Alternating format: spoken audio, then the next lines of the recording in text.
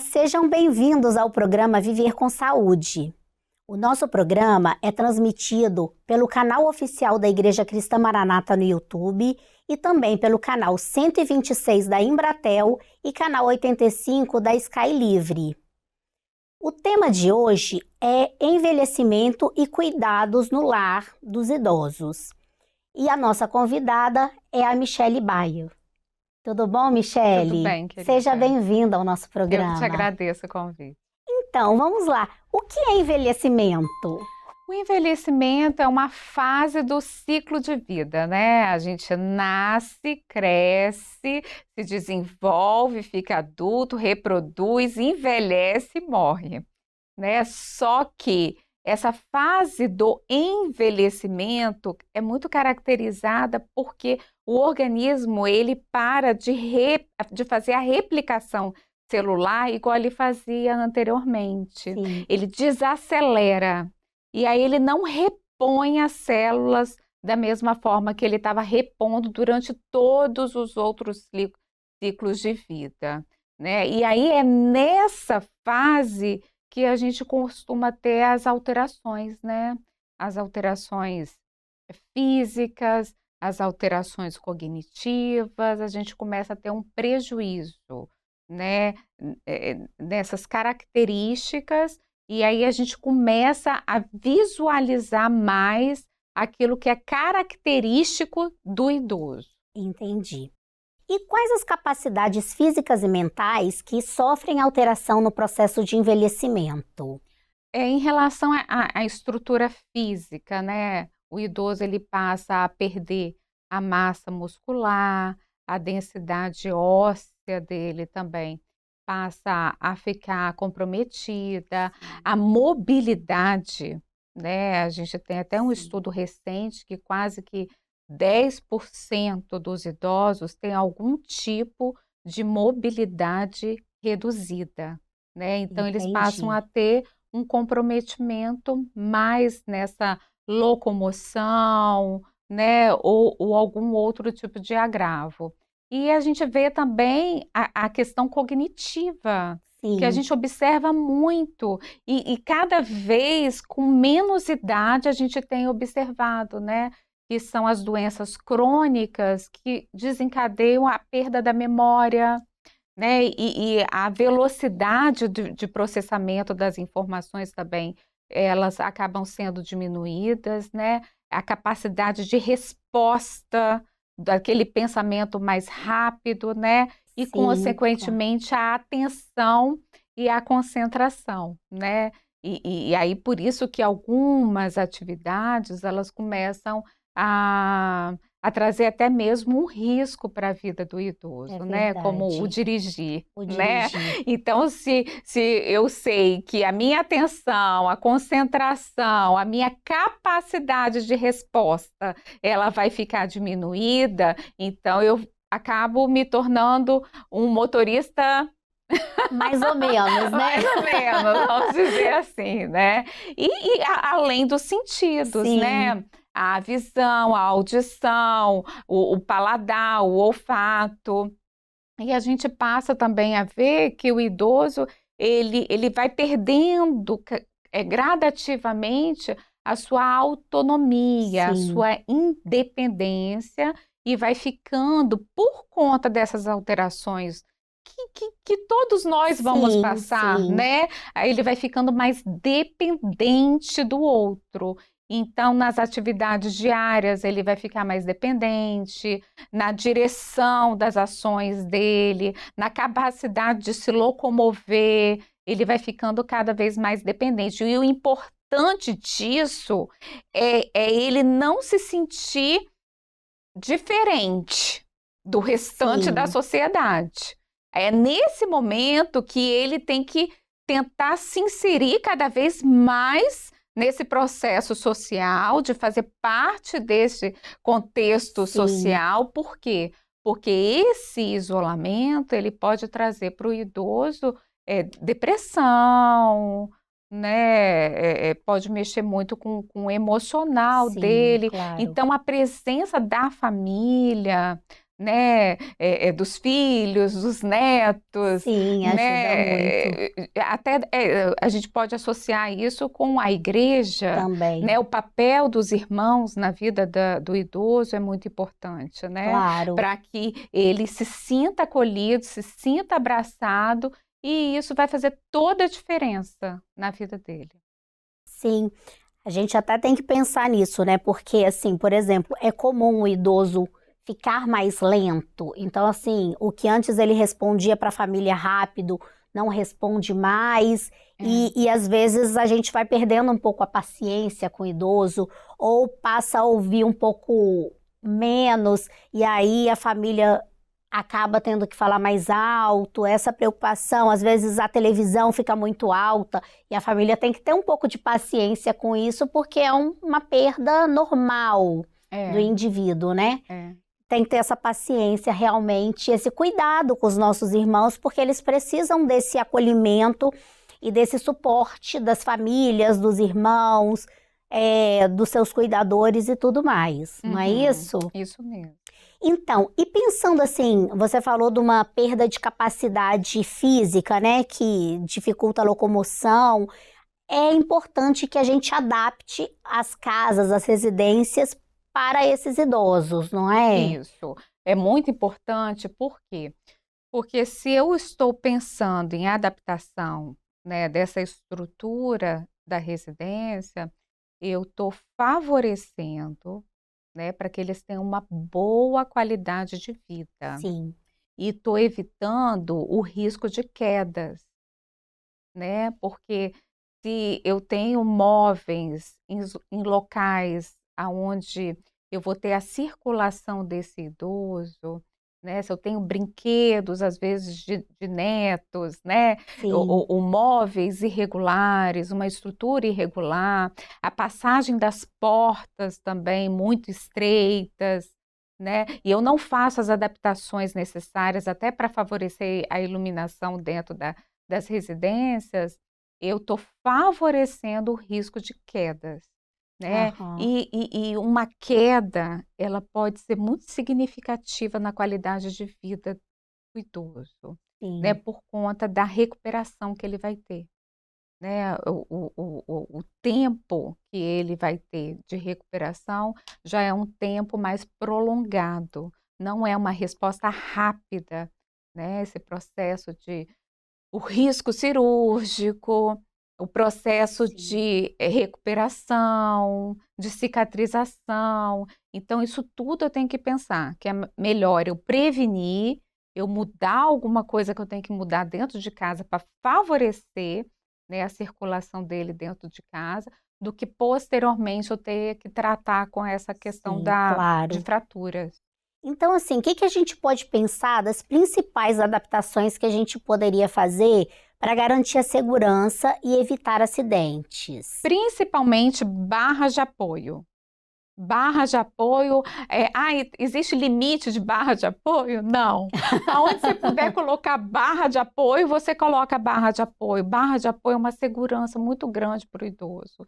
Ele se sente muito seguro, né? Porque é um recurso que ele está ali o tempo todo, Sim, que traz uma independência para ele, tá? Que ele não tem que estar o tempo todo dependente de alguém.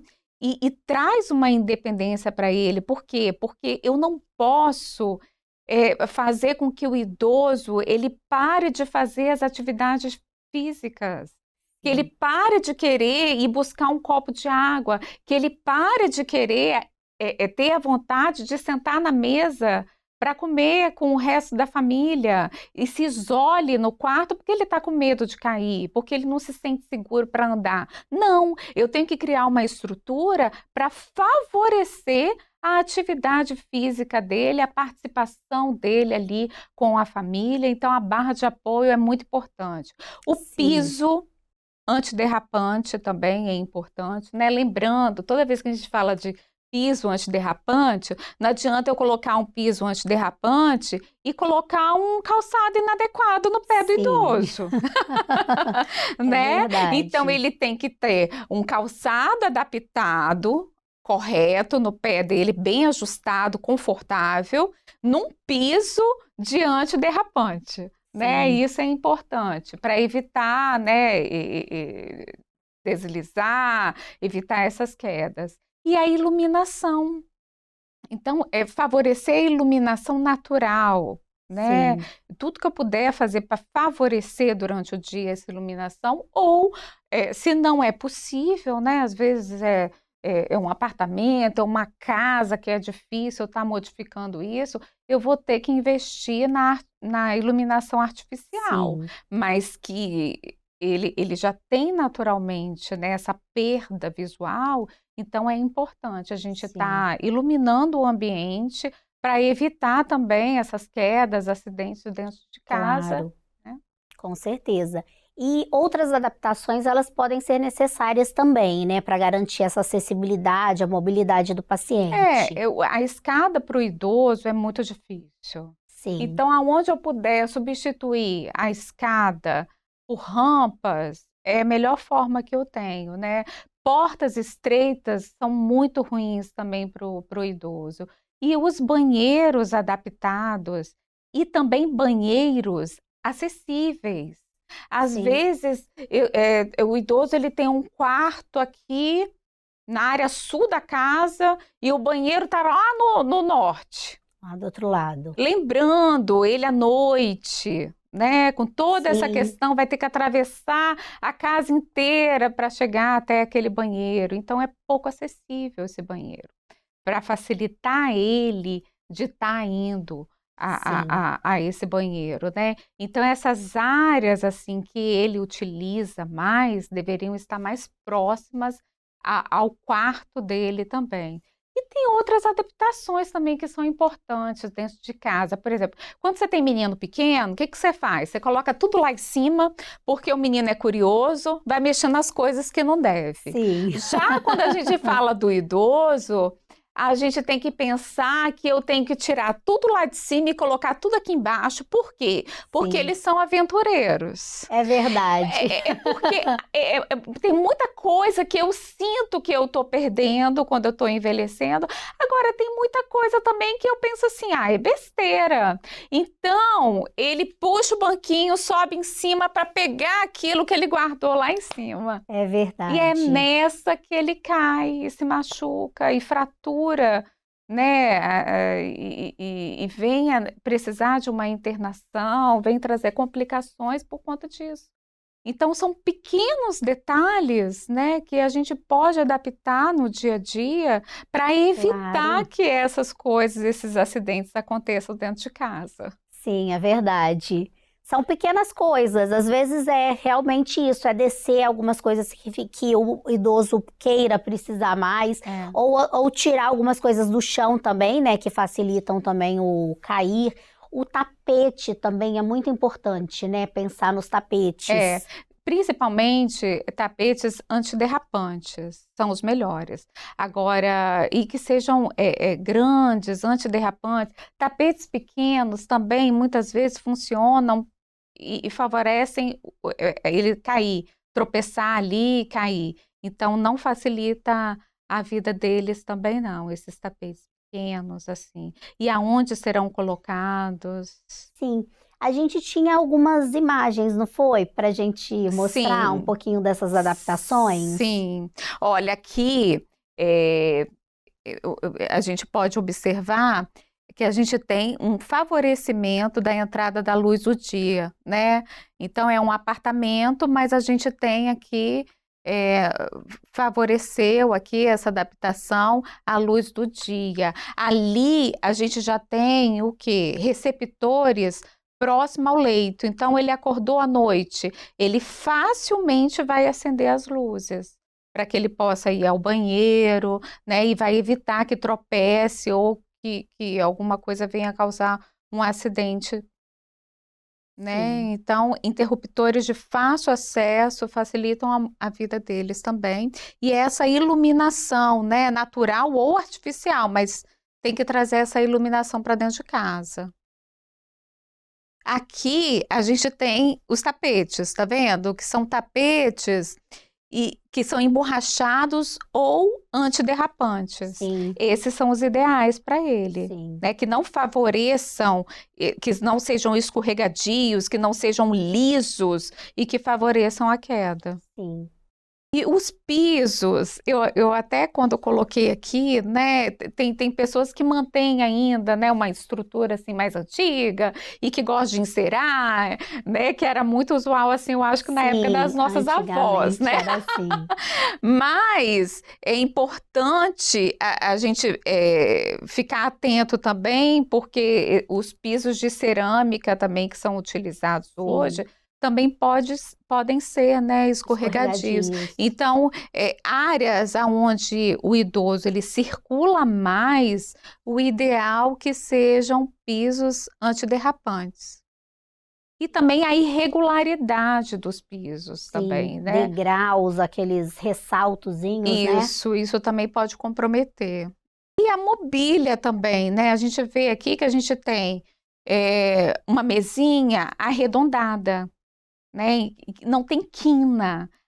Toda mesa com quina, mesinhas baixas com quina favorecem do idoso ele se machucar, ele comprometer a integridade da pele, né? E vir a ter hematoma, se ferir também. E sem falar que os móveis afastados favorecem também a circulação dele dentro do ambiente. Claro. Aqui é o uso dos andadores, né? Então, algumas orientações que são necessárias, né? Dele se manter sempre ereto, dele não se debruçar sobre o andador, né? Sempre estar olhando para frente. Quando for fazer alguma mudança, né, na direção, ele também andar atento, né? E com passos curtos. Né, evitar subir e descer escadas. Então, tem andador, procurar fazer a adaptação com rampas dentro da residência, né, e evitar andar com andador em terrenos assim inclinados, né? E aqui são algumas orientações mesmo que a gente já passou, né? A necessidade de antiderrapantes, a instalação de corrimões também. Caso tenha escada, tem que ter o corrimão, né, para facilitar a iluminação, as tomadas próximas, né, ali no caso do leito, né, é importante. E fechadura também, né, se certificar de que abre essas fechaduras por dentro e por fora para não ficar isolado na parte externa. Sim. Né? Então, às vezes, é um cuidado que a gente tem que ter também com o idoso. E aqui, eu quis trazer essa imagem porque nós gostamos muito dessa atividade. E isso é uma atividade que traz muito prazer para o idoso. Cozinhar. Né? Cozinhar. E muitas vezes a gente quer tirar isso do idoso por causa do risco. Mas é possível cozinhar e de forma assistida.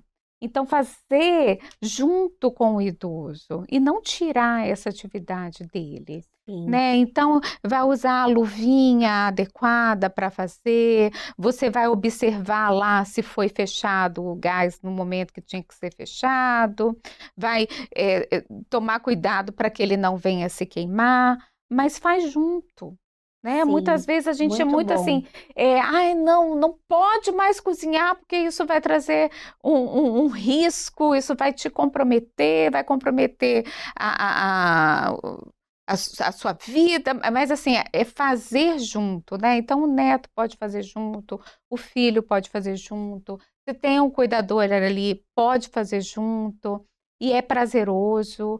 E são essas atividades que eles gostam de fazer mesmo no dia a dia. E se for bem assistida, né, se for monitorada, se tiver a participação do familiar, né, de alguém que está ali junto, não precisa deixar de fazer. Né? Mas hoje a gente vê muito isso, o idoso que muitas vezes não tem atividade na cozinha. Né? A refeição chega para o idoso, marmitex para o idoso, é o que a gente mais vê hoje, e ele se alimenta daquilo ali. A cozinha da casa dele fica parada, estagnada. E é uma atividade prazerosa. Então a gente tem Claro. que repensar, né, que é prazeroso, vamos fazer junto, não retirar, né, e incentivar as atividades, né? E até nisso, assim, eu vou te fazer mais uma pergunta, assim, como o idoso tem essas alterações, né, as limitações que ele tem, é possível a gente minimizar essas perdas? Sim, o idoso ele tem que fazer a atividade física regular, daquilo que ele gosta de fazer, né? Mas eu fui sedentária a vida toda. Então vamos descobrir uma atividade que você gosta de fazer, porque é muito chato você passar para uma pessoa que ela precisa fazer aquilo e você não descobrir o que vai trazer prazer. É uma atividade na praia que vai trazer prazer? Tem atividade ao ar livre, é bom, vai ser prazeroso. Eu quero fazer um outro tipo de atividade que seja numa academia ou uma ginástica, alguma coisa assim que eu vou me identificar mais. Então, às vezes é a dança que eles gostam, né? E que ajuda também. Funciona como uma atividade física, mas também é uma estimulação cognitiva. O jogo de tabuleiro também é uma atividade Muito bom. cognitiva. A palavra-chave também é uma atividade cognitiva que eles podem fazer também. E fazendo isso tudo, sempre com um acompanhamento médico, Sim, é claro. importante, né? Porque às vezes eu tenho restrições do tipo de atividade física que eu vou fazer, a quantidade de hora que eu vou estar fazendo, né? O empenho que eu vou estar dando àquela atividade, né? O esforço que eu vou estar fazendo naquela atividade para não comprometer, né, os sinais vitais e não trazer nenhum tipo de complicação. E a socialização, Sim, né? isso é muito Isso é muito importante. importante. E a igreja, mais uma vez, tem uma importância significativa na vida do idoso, desse convívio também, né? De estar ali, né? Que não deixa de ser um convívio, uma preocupação, um momento ali que ele vai estar conversando, que ele vai estar Sim. interagindo, né? Não só o conforto espiritual, mas também existe aquele conforto ali social, né, a amizade, esse acolhimento, né, que a família tem que fazer, mas que a igreja também faz e faz muito bem, né. Sim. Michele, mais uma vez eu te agradeço pela sua presença, pelas informações, pela sua ajuda aqui ao conhecimento dos cuidados que os nossos idosos precisam. Te agradeço muito pela sua presença. Obrigada, eu agradeço. E mais uma vez, assim, eu vou pontuar que é muito importante estar pensando no idoso e estar fazendo programas voltados, assim, para melhor, né, qualidade de vida deles no dia a dia. Agradeço também a você, telespectador, que nos assiste. Continuem mandando as suas sugestões, as suas perguntas. Nós estamos aqui para ajudar, para que todos possam viver com saúde. Um abraço a todos.